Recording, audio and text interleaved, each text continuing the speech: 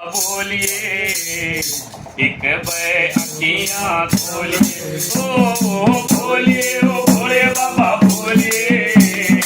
एक बार अखियाँ खोलिए ओ बोलिए ओ भोले बाबा बोलिए एक बार अखियाँ खोलिए ओ बोलिए ओ भोले बाबा बोलिए एक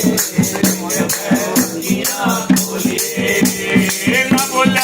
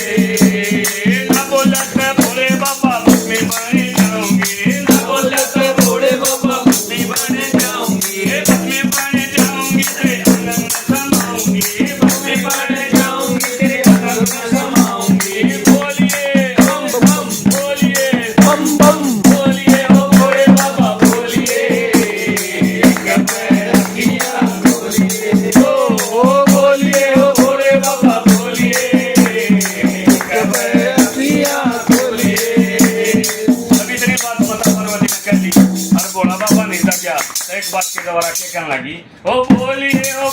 बाबा बोलिए ओ भोले बाबा बोलिए